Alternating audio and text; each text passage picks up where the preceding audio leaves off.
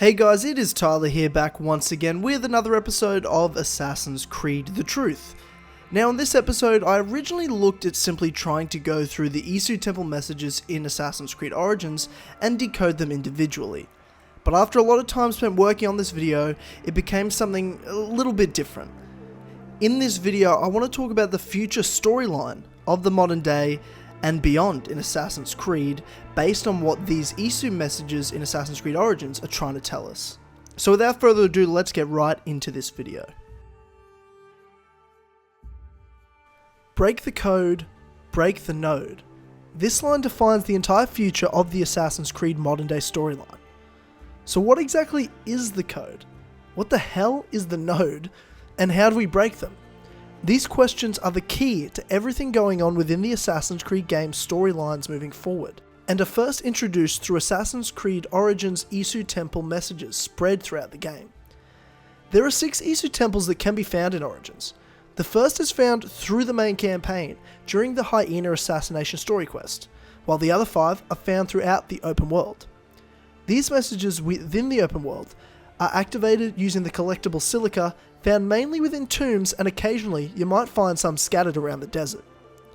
These messages are left behind from the Isu, the ones who came before. The messages are directed through Bayek to our new modern day protagonist, Layla Hassan. They each have an individual message, meaning, and purpose, but all tell of an underlying story that impacts the future of the entire Assassin's Creed franchise. In this video, I will attempt to piece these messages together and find a meaning that can show us what lies ahead for the franchise. I also want to address something else. After the first recording of this video, a 7th Isu Temple message was found by user Nightmare T12 on Reddit and a video published by Leo K on YouTube. So I'll leave a link to this video in the description and to the original Reddit post. This message can only be accessed after defeating Flavius in Cyrene near the end of the game, and before you go and meet Aya, before she leaves for Rome. So once that happens, you can't actually listen to this message. This message can be found in the vault underneath Siwa, underneath the Temple of Amun. I will not be going into detail of that particular message in this video, as I do not think it adds anything major that the other messages don't already suggest in just different words. Also, it is not quite linked enough to that it impacts or fits into these other messages majorly, so I just wanted to address that now before we go on with the rest of this video. When it comes to the main 6 messages we'll be focusing on, each of these messages are introduced by the same voice, an Isu that refers to the time in which the message was recorded. Not long after the Toba catastrophe, where a solar flare wiped out most of the human and Isu population on Earth about 75,000 years ago, referred to in these messages as the Great Catastrophe. The voice itself is also referred to as the Messenger, while the main dialogue is actually done by different voices, presumably Isu, in every message. During one of these dialogue segments, the line, "break the code, break the node" is said. It is actually inaudible when it's first heard, and can only be understood if you play the audio of it backwards. After listening to all the segments several times, and getting to grips as to what it all means, that line is by far and away the most significant. So let me break down to you why this line is so important. To do that, let's first ask the question, what is the code? Let me make it clear that none of these answers are given to us directly throughout the messages, but implied through the underlying stories they are telling to the player. To put it in layman's terms, the code is simply time. The Isu Temple's dialogue segments 1, 2, and 3 give us varying details of time, what it is, how it works, and how we as humans have only a very basic understanding of its true meaning. The first segment introduces the idea of the world being one big simulation, asking questions to Layla about how sure she is that everything around her is real. I mean, we know simulations are possible. Layla is an animus after all. What if none are real? What if everything you know is false? We ran thousands of simulations, searching for the right version, searching for Desmond. We know from previous Assassin's Creed titles that the Isu have the ability to see and manipulate time to a certain degree, in the way they are able to communicate with Desmond and now Layla, without actually being there physically. We as humans were not meant to have these abilities that the Isu do, which is elaborated on in the second segment, which talks about how human language and how it has boundaries to it, how there are boundaries to us in more ways than one. No surprise. You were designed to have boundaries after all. There is more out there. So what boundaries are they referring to though? What is it we can't see? Time. We know it only as a concept, not as something we can see. The Isu can. The Isu can see and understand time totally different to the way we do. One of the most important quotes explaining this is in segment 2. The code. Equations that define life. They are nestled deep within every star and every mote of dust. Every second that passes is a word, a symbol, all part of an intricate yet simple language existing within the framework of time itself. It is the one rule which applies to us all, immutable, inescapable. The code is a bridge, a single point of cohesion between your civilization and mine. It is a language that can be read, that tells of what was, what is, and what will be. A language that we who came before can read, though you cannot. The voice talks of time and how it is boundaryless. We through language cannot conceive of time's true capabilities.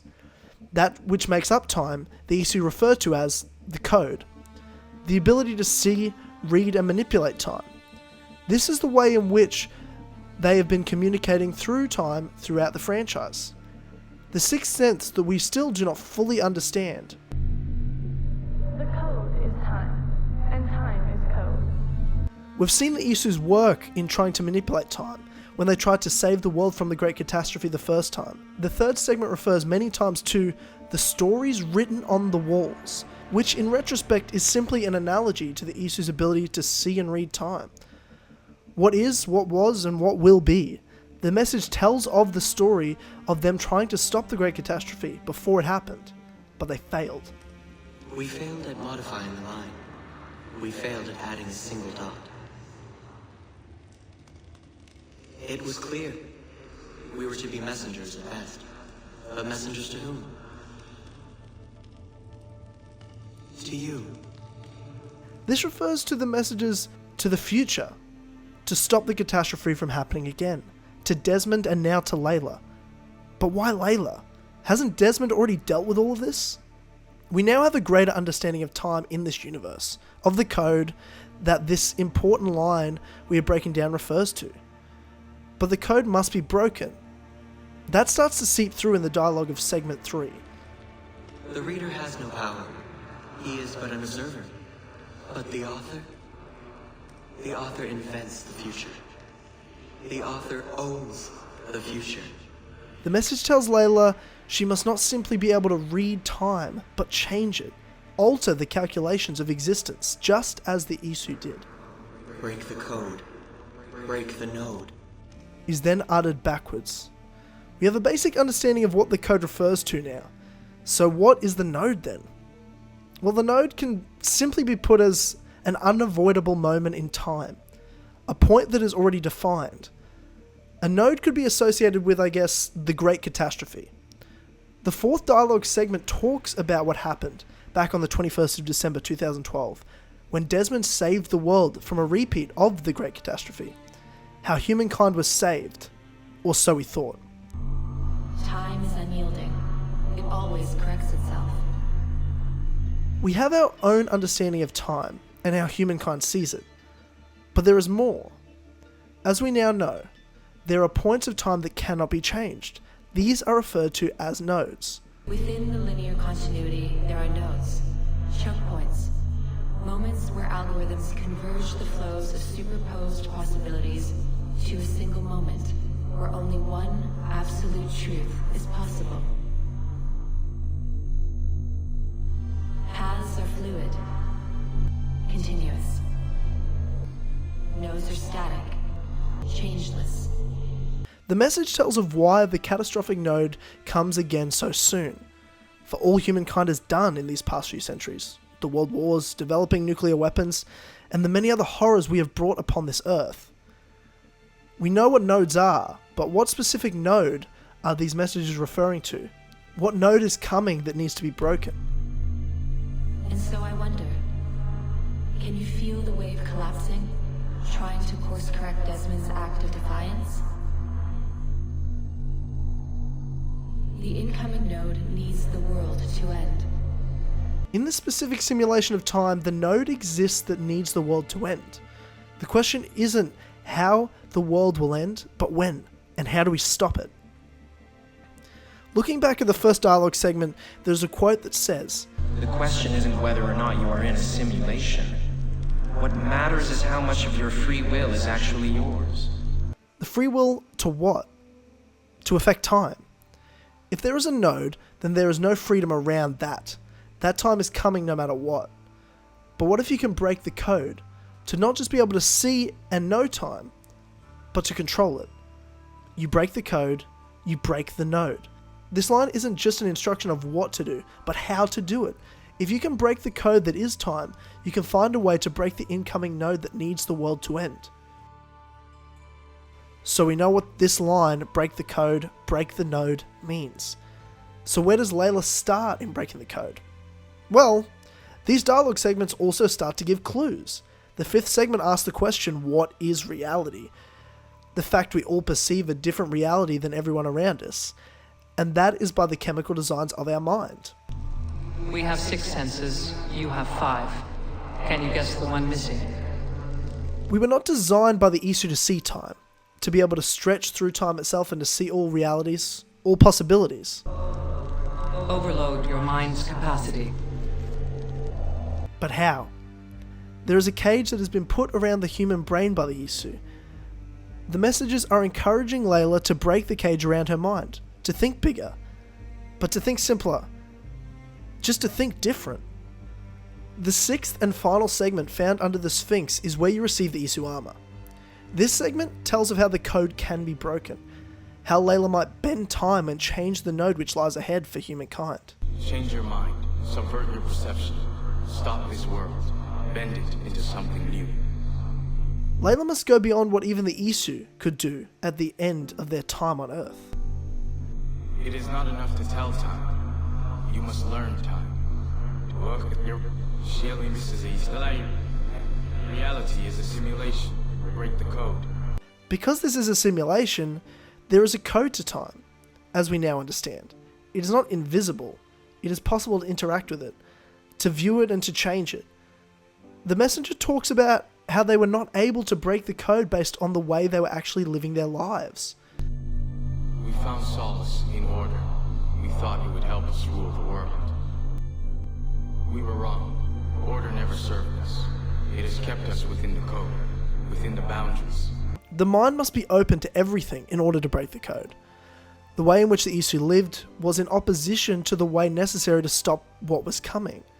You cannot control time by controlling the physical, by following order. It is about being different. Being out of order, I guess.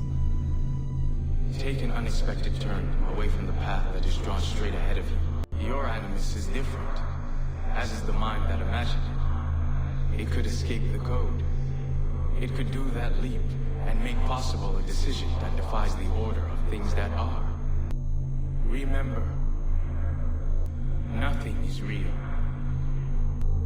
Everything is permitted. There's Layla's first step, through her animus. The messenger says, remember, nothing is real, everything is permitted. Not as a way for Bayek to come up with a creed. Bayek cannot even hear these messages. Time works differently when these messages are delivered. Bayek is there, but he does not hear. To say, remember, nothing is true, everything is permitted, is to tell Layla the ideology that can break the code. It is not to reference the creed of assassins philosophically, but literally. To say that nothing is real is to say that all existence is nothing but a simulation. There are no beginnings nor ends to possibilities. To say that everything is permitted is to say that if we are truly in a simulation of time, time has no restrictions. It can be moved, woven, authored. It can be changed. The code of time can be broken. and therefore the incoming node can too.